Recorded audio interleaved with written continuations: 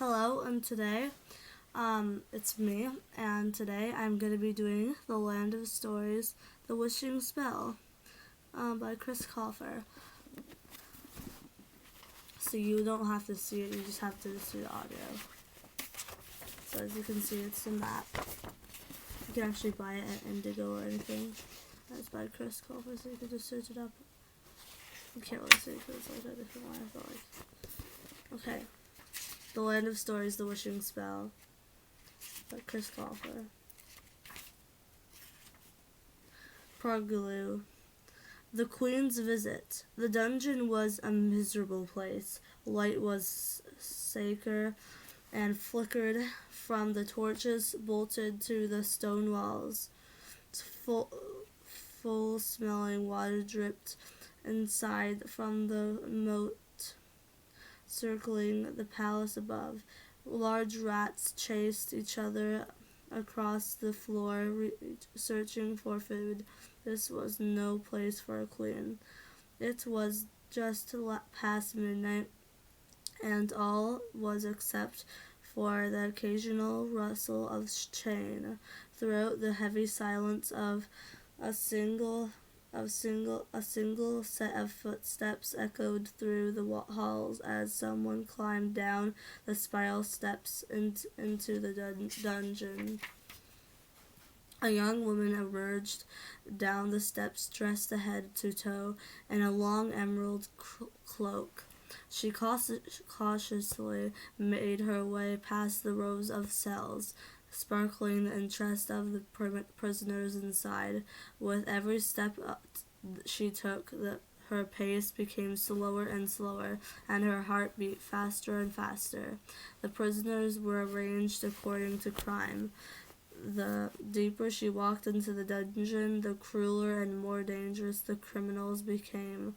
Her sights were set on the cell at the very end of the hall, where the prisoner of special interest was being watched by a large private guard. The woman had to come to a question. It was a simple question, but it consumed her thoughts every day.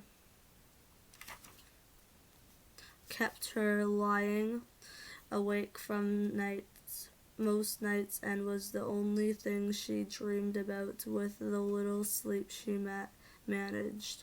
Only one person could give her the answer she needed, and that person was on the other side of the prison bars ahead. I wish to see her, the cloaked woman said to the guard. No one is allowed to see her, the guard said, almost amused by the request. I'm on strict orders from the royal family. The woman lowered her hood and revealed her face. Her skin was as pale as snow, her hair was as dark as coal, and her eyes were as green as the forest. Her beauty was known throughout the land, and her story was known even beyond that. Your Majesty, please forgive me. The stunned guard apologized. He quickly bent into a overly pronounced bow. I wasn't expecting anyone from the palace. No apology necessary, she said, but please do not speak of my presence here tonight. Of course, the guard said, nodding. The woman faced the bars, waiting for them to be raised on the guard, and hesitated. Are you sure you want to go in there, Your Highness? The guard said. There is no telling what she is capable of. I must see her, the woman said, at any cost. The guard began turning a large circular lever, and the bars of the cell rose. The woman took a deep breath and continued past them. She journeyed through a longer, darker hallway where a series of bars and barriers were raised and then lowered after she walked past them. Finally, she reached the end of the hall. The last of the bars was raised, and she stepped into the cell. The prisoner was a woman. She sat on a stool in the center of the cell and stared up at a small window. The prisoner waited a few moments before acknowledging the visitor behind her. It was the first visitor she had ever had, and she knew who it was without looking. There was only one person it could be. "Hello, Snow White," the prisoner said softly. "Hello, stepmother," Snow White replied with a nervous quiver. "I hope you are well." Although Snow White had rehearsed exactly what she wanted to say, she was now finding it nearly impossible to speak. "I heard that you are the queen now," her stepmother said. "It is true," said Snow White. "I have inherited the throne as my father intended. What do I own this honor?" "Have you come to watch me wither away?" her stepmother said. There was such authority and power to her voice. It was known to make the strongest of men melt like ice. "On the contrary," Snow White said, "I've come to understand." "To understand what?" the stepmother said harshly.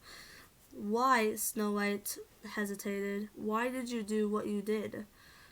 And with the family said, Snow White felt a weight lift off her shoulders. She had finally asked the question that had been so strongly on her mind. Half of the challenge was over. "There was many things about this world that you don't understand," the stepmother said, and turned to look at her stepdaughter. It was the first time in a long time that Snow White had been seen her stepmother's face. It was the face of a woman who had once possessed beauty without flaw, and the face of a woman who had once been queen. Now the woman sitting before her was just a prisoner whose looks had faded into a permanent sorrowful scowl. "That may be," Snow White said, "but you can't blame me for trying to find some sort of reason behind your actions." The recent years of Snow White's life had become the most scandalous of the kingdom's royal history. Everyone knew the story of the fair princess who'd taken refuge with the 7 dwarfs while hiding from her jealous stepmother. Everyone knew of the infamous poison apple, and the dashing prince who had saved Snow White from a false death. The story was simple, but the aftermath was not. Even with a new marriage and a monarchy to occupy her time, Snow White found herself constantly wondering if the theories of her stepmother's vanity were true. Something inside the new queen refused to believe that someone could be so miraculous. "Do you know what they're calling you out there?" Snow White asked. "Outside their prison walls, the world refers to you as the evil queen." If that is what the world had labeled me, then that is the name I shall learn to live with," the evil queen said. "Once the world has made a decision, there is little anyone can do to change its mind. Snow White was astonished by how little her stepmother cared, but Snow White needed her to care. She needed to know there was some humanity left in her. "They wanted to execute you after they discovered your crimes against me. The whole kingdom wanted you dead." Snow White's voice faded to a faint whisper as she fought off the emotions building up inside her. "But I wouldn't allow it. I couldn't. Am I supposed to thank you for sparing me?" the evil queen asked. If you expect someone to fall at your feet and express gratitude, you've come to the wrong cell. I didn't do it for you. I did it for myself, Snow White said. Like it or not, you are the only mother I have ever known. I refuse to believe that you are the soulless monster the rest of the world claims you to be. Whether it's true or not, I believe there is a heart deep down inside of you. Tears rolled down Snow White's pale face. She had promised herself she would stay strong, but she had lost control of her emotions once she was in her stepmother's presence. There, I'm afraid you're wrong, the evil queen said. The only soul I've ever had died a long time ago, and the only heart you'll find in my possession is a heart of stone. The evil queen did indeed have a heart of stone, but not inside her. A rock in the shape of a size of a human heart was on a small table in the corner of the cell. It was the only item the evil queen had been permitted to keep when she was arrested. Snow White recognized the stone from her childhood. It had always been very precious to her stepmother, and the evil queen had never let it out of her sight. Snow White had never been allowed to touch it or hold it, but nothing was stopping her now. She walked across the cell, picked it up, and curiously stared down at it.